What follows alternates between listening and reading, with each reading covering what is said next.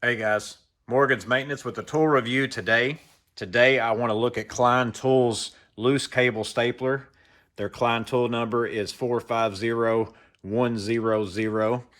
And I purchased this gun at Home Depot probably about a year ago. I was doing some data cable in a 4 apartment complex working in an attic that was blown in insulation. And I was looking for this tool along with just the staples so that I could carry one tool with me, a pouch full of staples, and I didn't have to worry about dropping some of my other tools into that blown in insulation because it was extremely thick. And anybody that's worked in an attic with blown in insulation, you know how it goes. You've got your favorite screwdriver in your back pocket. You come down those steps, you reach, you realize it's gone, and you know it's gone for good. You'll never find that tool again. But I purchased this because of that. I went into Home Depot, didn't know that this existed. I just went to go find one of these. They had another brand sitting next to it. I think this was $10 more. And I thought to myself, Klein Tools has got to be worth $10 more than just the next brand. I've used some other ones in the past. They didn't work out all that well, but I thought, well, maybe they've got it together. So what I'm going to do is I'm going to show you the features of this gun. I'm going to show it to you in action as I shoot some staples over some 12-2 Romex and some coax cable. And then at the end, I'm going to discuss what is my recommendation about this? What do I think about it as far as for a homeowner, for a tradesperson, or whatever it might be? And I'll discuss the issues that I've had with that. And I wanted to share this because at the time I bought it, there was really no reviews for it at the time. And I looked, I mean, anytime I purchase something, I'll look online and see what I can see. Not a lot of written reviews, not a lot of video reviews. There's some out now, and if you look at it, it's not real good. They don't have a lot of good reviews about this. But again, I'll discuss that as we go along. So let's start by looking at some of the features of this gun. So one of the first features that they say that it has is this belt clip, and it's nice. I do like this. This is a good feature. It reminds me of the Milwaukee fastback knives. If any of you have that, it's a very similar belt clip as that.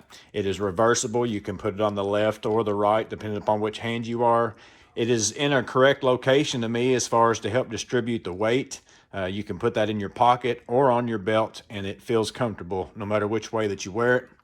Another feature that they have is this adjustable force lever.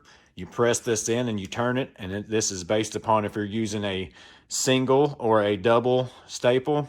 And I'll be honest with you, I typically always leave it in the more force because one of the issues with this gun that I have is the lack of the penetration that the staples get, and you'll see that probably as I do it in action.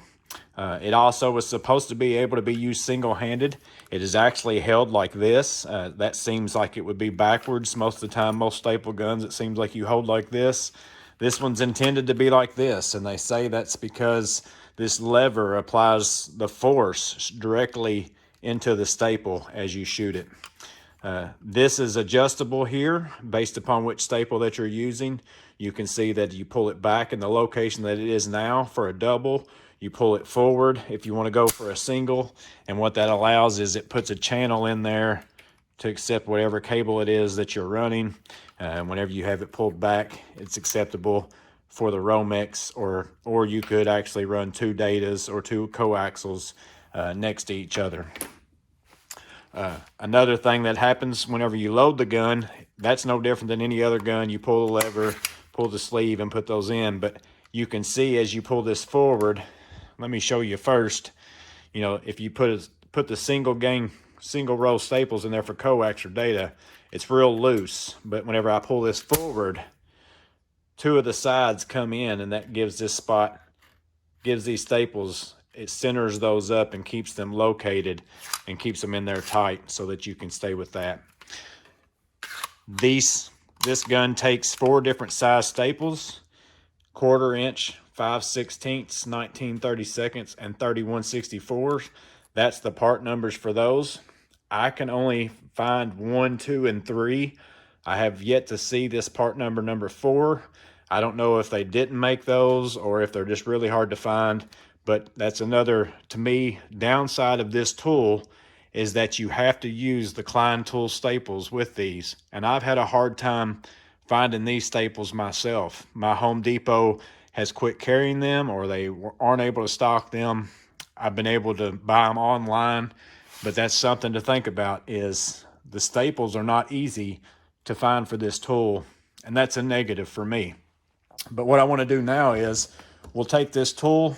I'm going to shoot one row on some 12-2 Romex, one row on some coax cable. I'll let you see it in action, and then I'll show you the results, and then we'll also discuss at the end again what my recommendation is.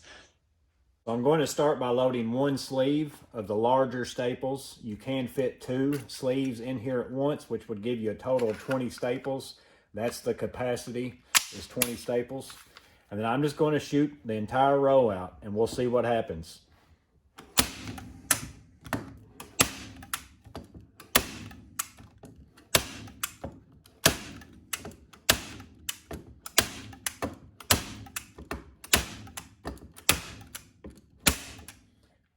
There's the entire row of the big ones.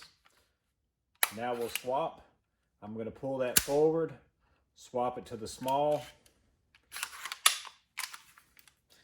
which the big ones I have are the 19/32, and the small ones are the 5/16. They do have a 1/4 inch that's even smaller.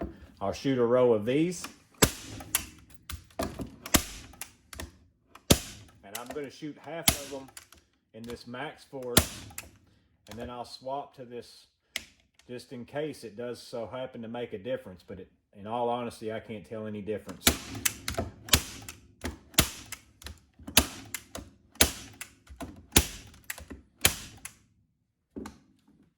So as we go down these 19/32 staples in this 12-2 Romex, you can see that I would assume these staples are really supposed to go down inside of this groove on this, and none of them ever penetrate any farther than this. You can see it's pretty consistent. That one there's a little higher. That one might be a little lower. And then as you get back here where we started, just none of them go in very well. And again, this is in a 2x6, just standard framing. It's not like it's oak or something like that.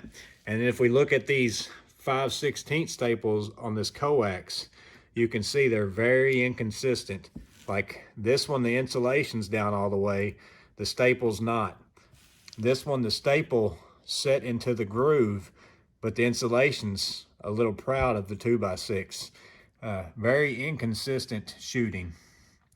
And again, I don't think it's anything I'm doing wrong with the gun itself, because sometimes it works and sometimes it doesn't, and I've done nothing different.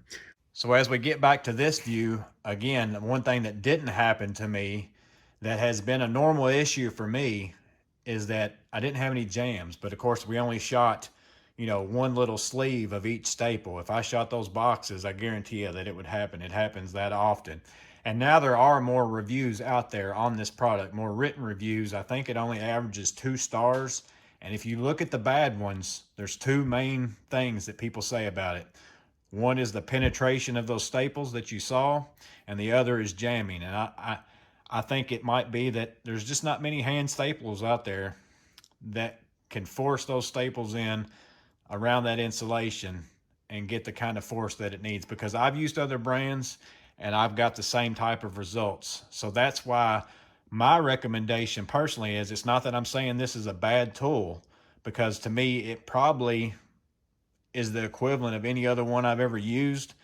But what I'm saying is, I don't think it's worth the extra money to buy the Klein tool version whenever the other versions, you'll get similar results. And also the big kicker for me is the availability of these staples. Again, you can probably maybe order them on Amazon or other places, but then how often is that going to happen to where I need them today? I want to go to the store today and get me some. So that makes it to where you've got to stock a lot of these in case you might need them. Now for the homeowner, if the availability of staples isn't an issue, the amount of times that you're going to have jams or that you've got to fix a staple, time's not money to you. You might well be okay with this, and it's probably a better quality gun as far as the materials it's made out of. It just doesn't function any better than others. So if you want to spend a little more money for quality, then that warrants it. But as far as for function, I don't think so. And again, I love Klein tools, and you'll see that as you watch videos on my channel. I have a lot of them. I just do not love this Klein tool. So for the homeowner, it's a maybe. But again, I think you're better off to pay less money and get whatever the next one down is.